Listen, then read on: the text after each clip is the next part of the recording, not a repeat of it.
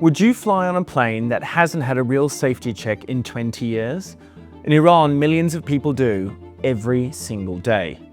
Since 1979, nearly 2,000 Iranians have died in plane crashes, and one of those tragedies struck in July 2009. Minutes after takeoff, at cruising altitude, a loose bolt that was 3D printed rattled inside the plane's engine, eventually popping out and entering the turbine, causing an explosion mid-air.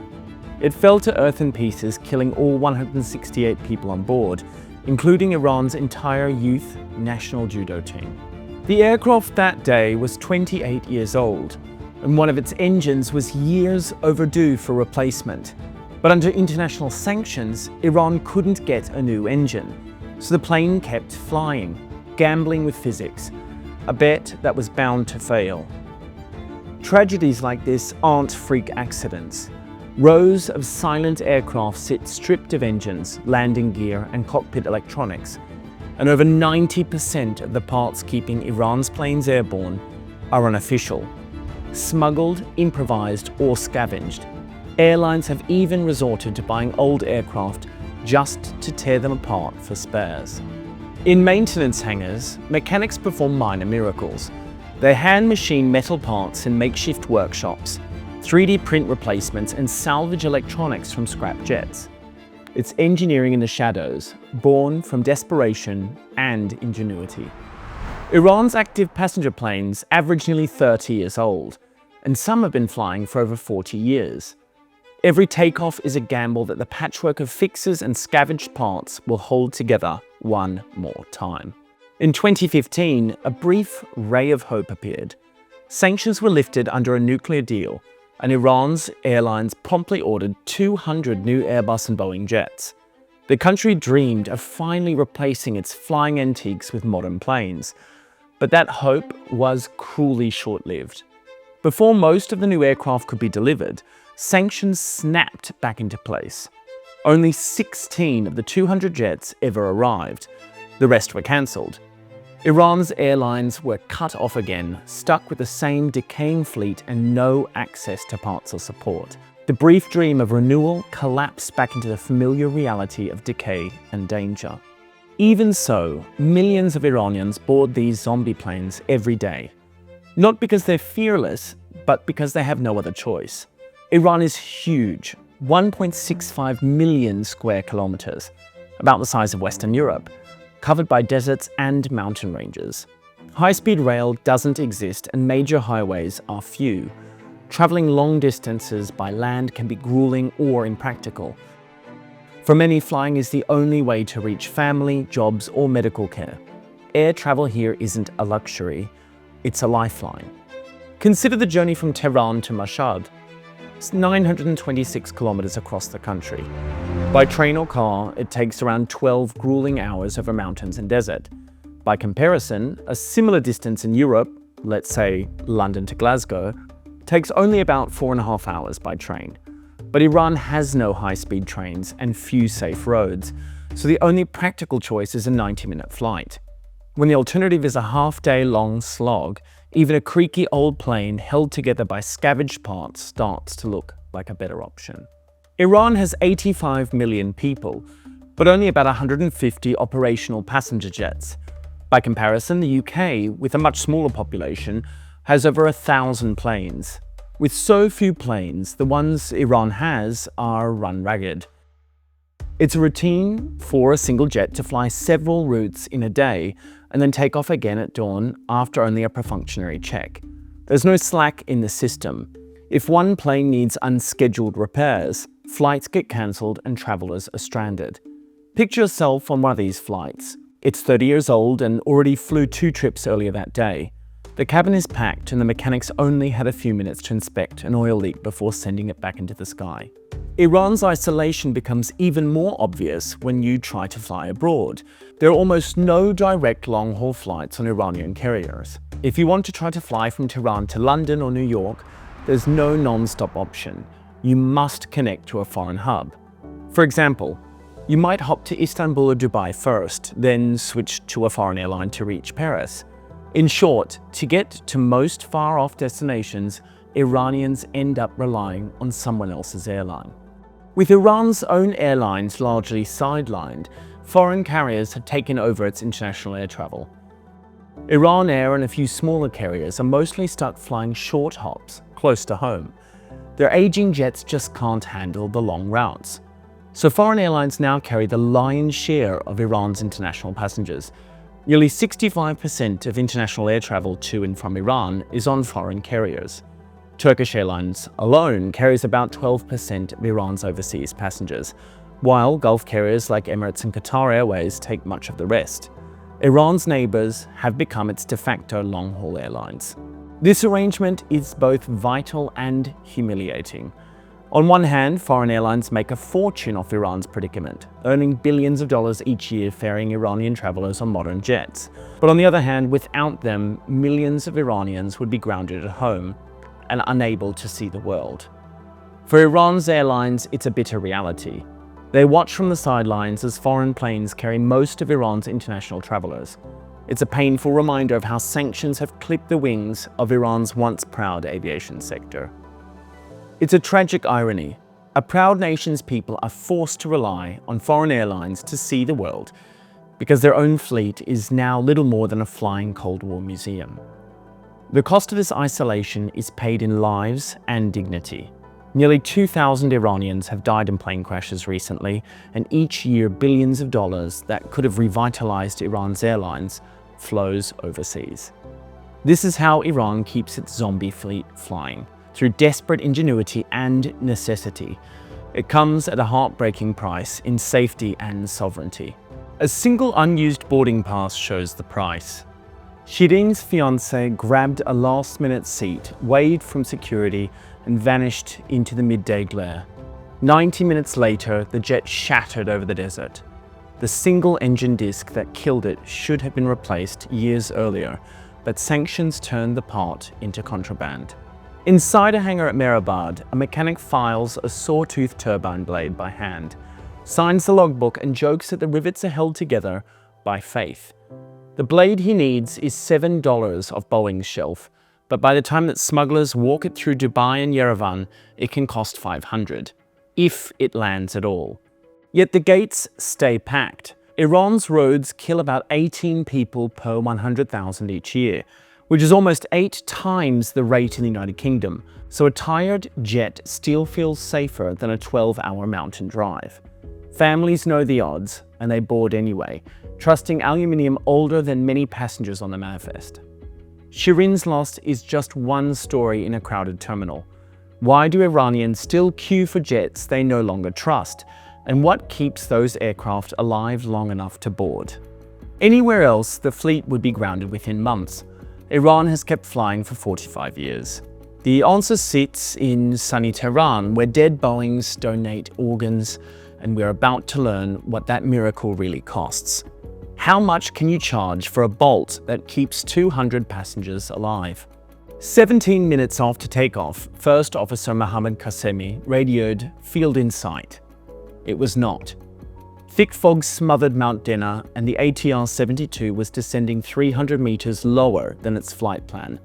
A slip born of tired instruments and altimetry software written before the pilots were licensed. Captain Hojatullah Foulad had logged 7,000 hours and Qasemi 3,000.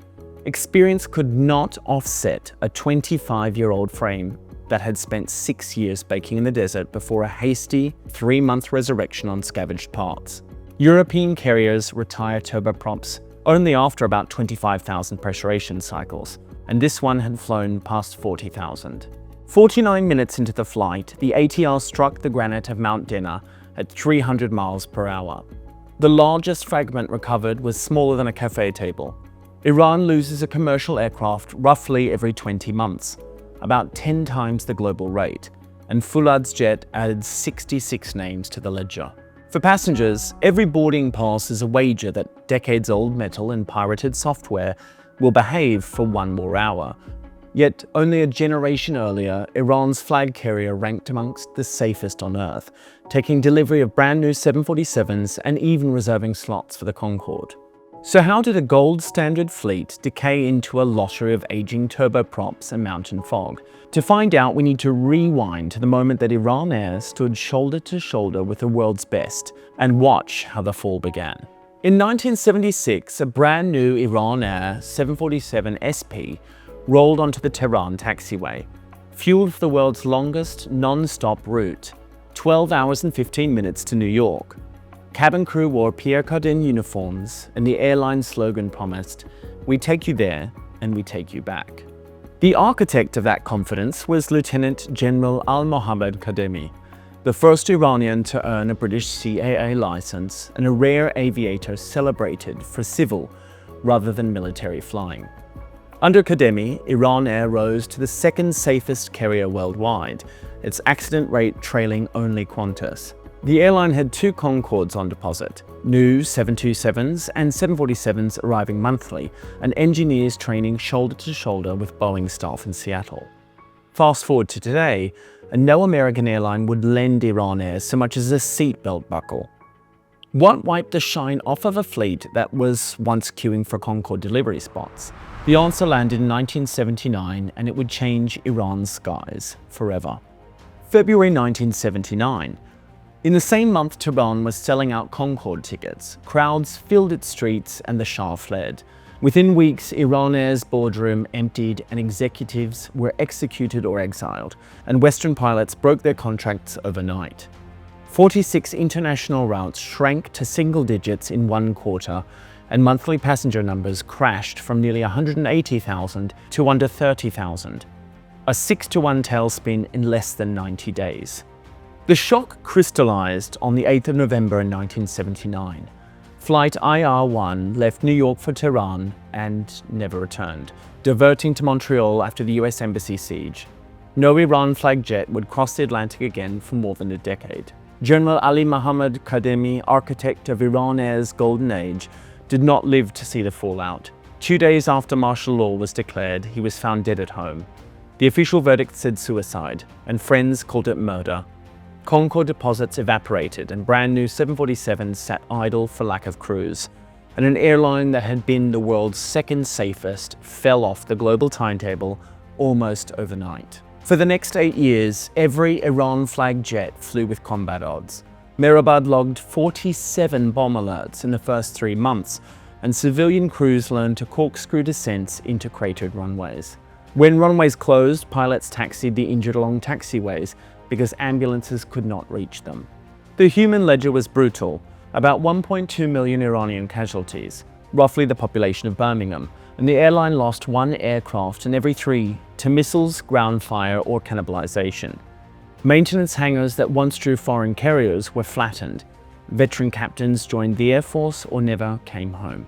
Any hope of preserving a golden age fleet vanished in smoke over Basra and Khorramshahr.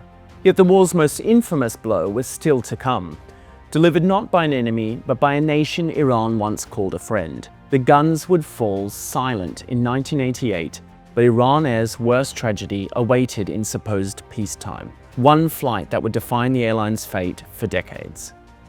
7 minutes after takeoff on the 3rd of July 1988, Iran Air Flight 655, an Airbus A300 climbing out of Bandar Abbas, appeared on the radar of the USS Vincennes in the Persian Gulf. The cruiser's Aegis system correctly tagged the blip as a civilian jet, yet its weapons officer mistook it for an Iranian F-14 and fired 2 surface-to-air missiles.